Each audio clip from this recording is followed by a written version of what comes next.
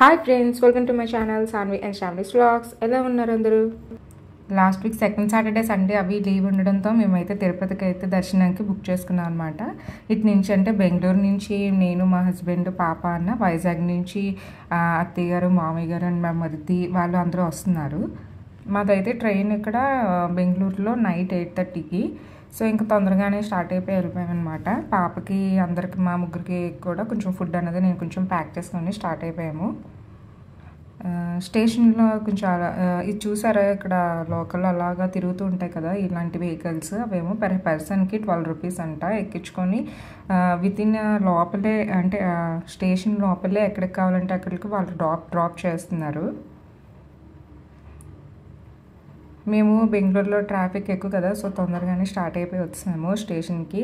ఇంకా మా అమ్మాయి చూసారు, ఇంకా పరిగెట్టడం అటు ఇటు పరిగెడుతూ ఉండేది. అండ్ ట్రాలీ బ్యాగ్ చూసిందనమాట. దానికి ఏంటంటే ట్రాలీ బ్యాగ్ అలా ఎక్కి కూర్చోవడం అంటే చాలా ఇష్టము.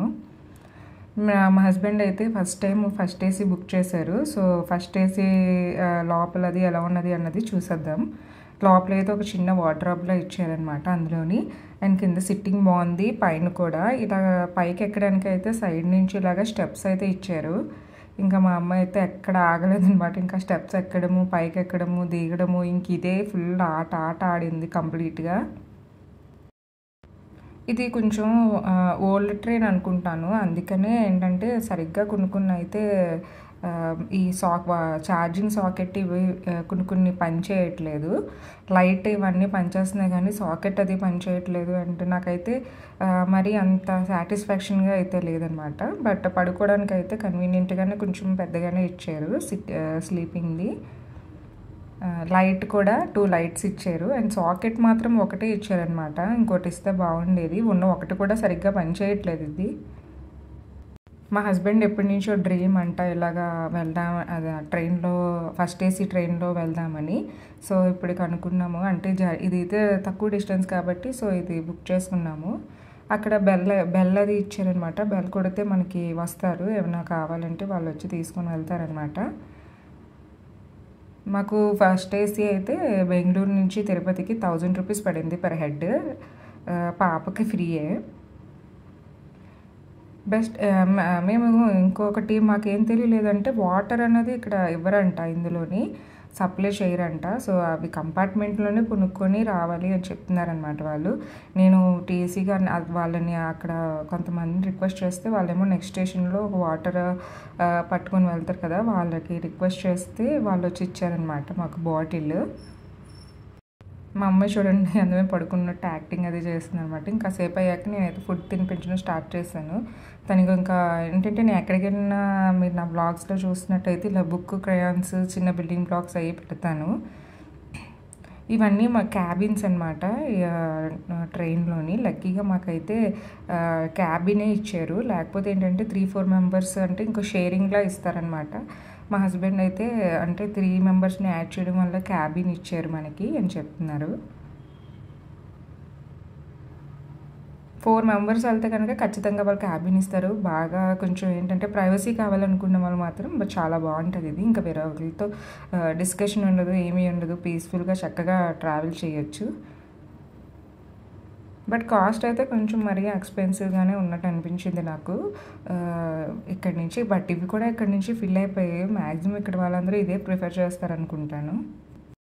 మా అమ్మాయి ఇంకెక్కిన దగ్గర నుంచి ఇంకొకటే లైట్లు అవన్నీ పైకి పెట్టడం, దించడం, స్విచ్లు వేయడము, కిందకి పైకి తిరగడం ఇంకా అలా చేసేదనమాట.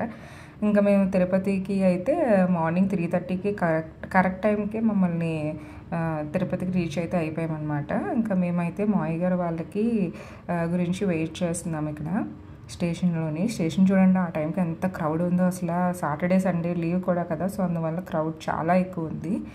మావయ్య గారికి తెలుసు కానీ అత్తయ్య గారికి అయితే తెలియదు అనమాట మేము వస్తున్నట్టు.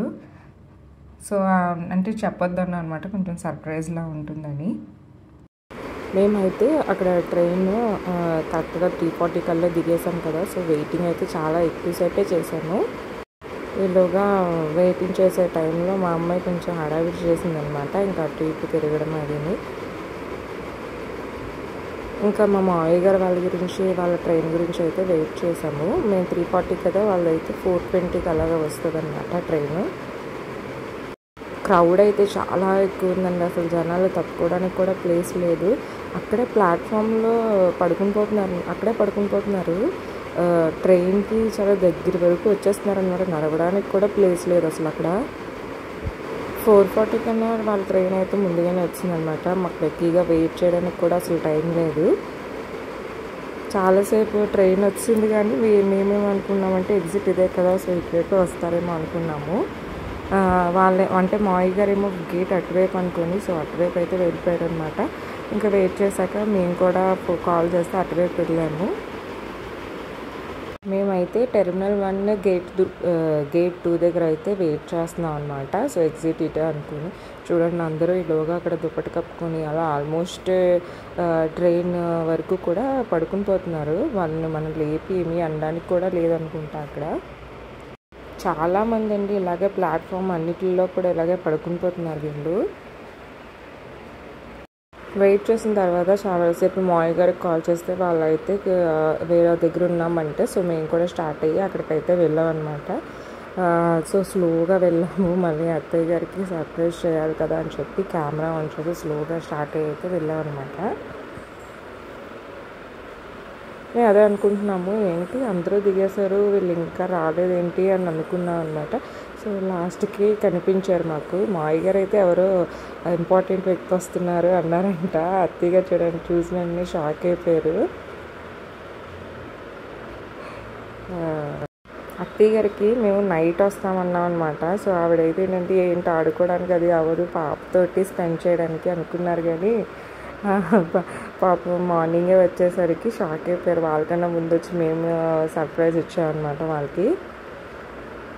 పాప కూడా వెళ్దేమో అనుకున్నాం కానీ ఈజీగానే వెళ్ళిపోయింది. అసలు ఏమీ తనకి అంటే కొత్తగా ఏమి అనిపించలేదన్నమాట. బాగానే వెళ్ళిపోయింది వాళ్ళతోటి.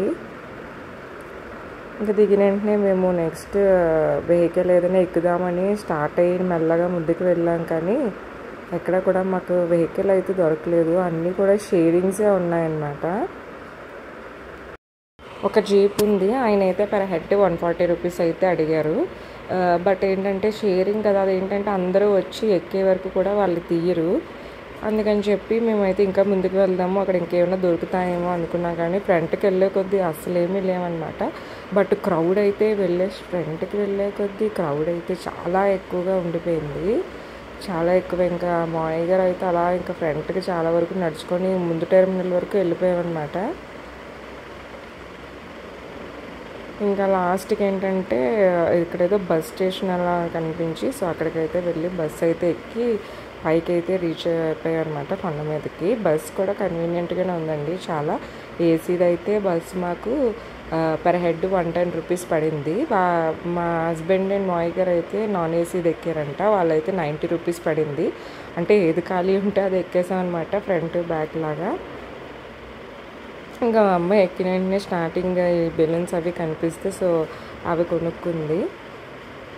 మేమైతే సిఆర్ఓ ఆఫీస్ దగ్గర దిగిపోయాం అనమాట. ఎందుకంటే రూమ్ తీసుకోవాలి కదా, రూమ్స్ అవి సిఆర్ఓ ఆఫీస్ దగ్గర ఇస్తారు. సో ఓటీపీ అది వస్తుంది అని చెప్పి మేమైతే వెయిట్ చేసాము. దర్శనం ఇంకా ఆ బ్లాగ్ అనేది నెక్స్ట్ వీడియోలో వస్తుంది. సో ఇది ఫ్రెండ్స్, బాయ్. మళ్ళీ నెక్స్ట్ వీడియోలో కలుద్దాం.